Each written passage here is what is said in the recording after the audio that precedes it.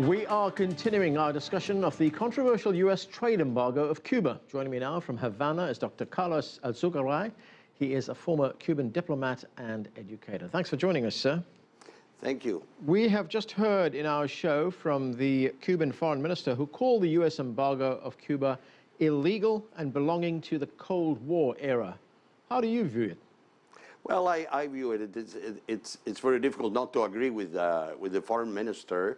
It is illegal. The United Nations has on several occasions since 1992, every year since 1992, declared it illegal, especially because of its extraterritorial nature.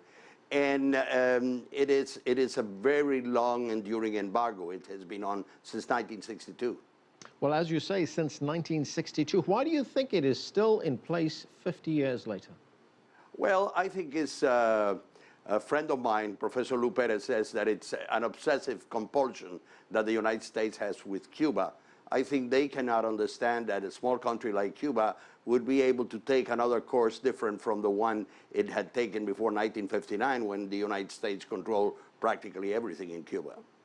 Now, what have been the economic implications for Cuba of this embargo? There are some figures that we've seen that tell us that it may have cost Cuba up to $1 trillion. Yes, well, it's obvious that well, we're calling it the embargo. In Cuba, normally we call it the blockade, but I am ready to compromise. They are illegal unilateral economic sanctions. They have a lot of impact. For example, if Cuba needs to import a certain kind of medical equipment that is required for, let's say, treating children with cancer, we cannot import it because mostly it's built in the United States. It has an impact, for example, in the everyday life of Cubans, because it makes life so difficult for Cubans. The United States is practically a quarter of the economy of the world. So Cuba cannot trade with that quarter of the economy of the world. The position of successive U.S. governments, as well as Cuban Americans who live in the United States and want that embargo to stay in place, is that Cuba has not met the two conditions placed upon it by the United States for the lifting of the embargo. And those two conditions are that Cuba introduce free and democratic elections, and Cuba also improve its human rights record.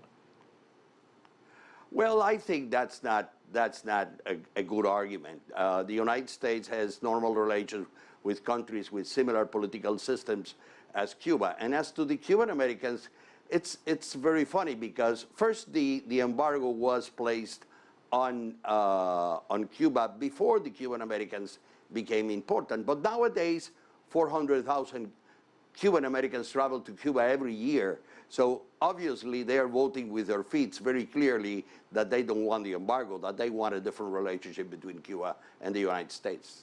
Now, the United States also says that one of the reasons it's keeping the embargo in place is that Cuba is on a list of nations, as the United States says, that's accused of terrorism. And supporters of the embargo also point to that fact in saying that they want the embargo to remain in place. Well, the terrorism issue is a non-issue.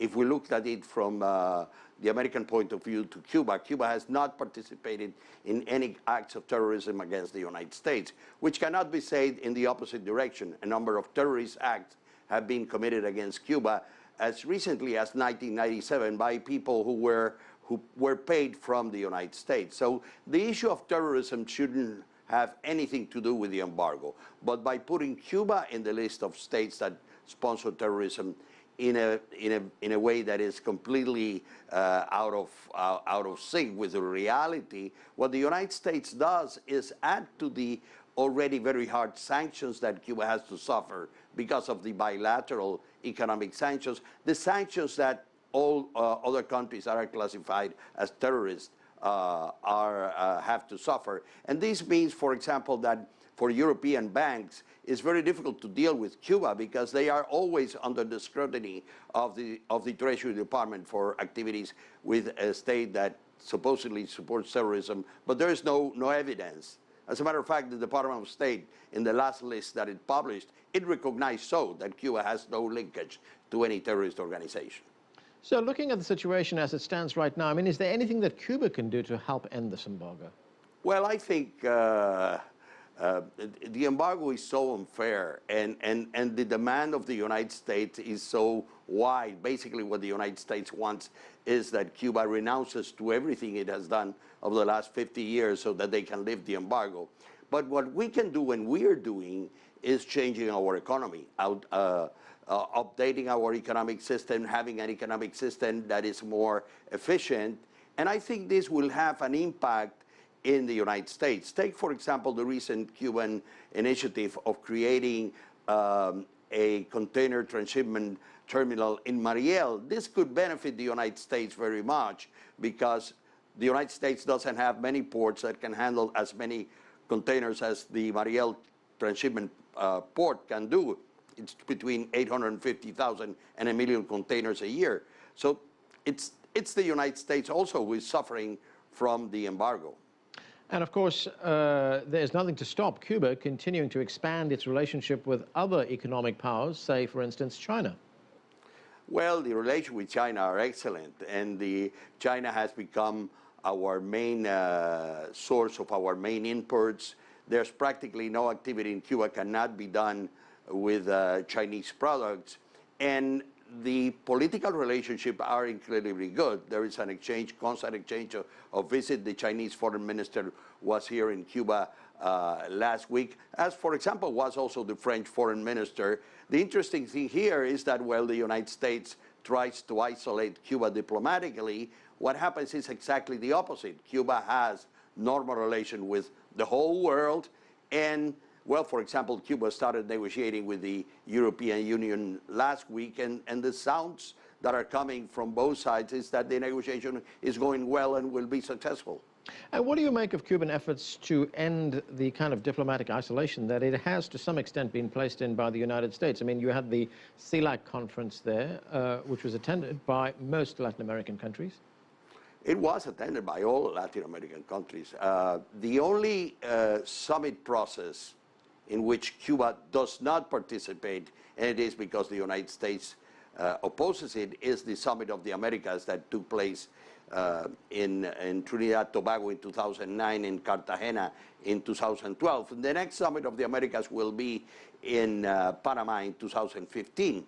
Most Latin American countries, if not all, have already told the United States that if Cuba is not invited to the Summit of Panama, they're not coming to the Summit of Panama. And that would be a big diplomatic setback for the United States if they continue to cling to this idea of isolating diplomatically Cuba, which is not what is happening. What's happening is exactly the opposite. I think there have been some improvements during the Obama administration. I mean, there are more Cuban Americans, as you pointed out earlier on, who now visit Cuba. Is there more that can be done by this particular administration to end the embargo? Well, I think there are a number of things. Some are rather maybe politically difficult, but some of them are not that politically difficult. Take Cuba out of the terrorism list would be probably the first thing to do, because there's obvious no need to have Cuba in the list, and it would facilitate many things. Second, accept that Cuba participates in the Summit of the Americas in Panama. Thirdly, then I would go for the solution of the case of the so-called five Cuban prisoners in the United States, which actually right now there is only 3, with the American arrested and convicted in Cuba. That would be a good idea because it will start a process of creating mutual trust between the two countries. One of the things I think that is difficult right now is to create a climate of trust. I think something has happened. I think things are moving very slowly, and it must be said that President Obama has been the first president that has been elected without taking a hardline position on Cuba. As a matter of fact, his positions on Cuba, even though they are not completely satisfactory, they are a step forward because they are not as hardline as other candidates. Okay, sir, we're going to have to leave it there. Thanks for joining us. Next, we'll have a debate with 2 passionate voices on either side of the U.S. embargo. Please stay with us. You're on The Heat.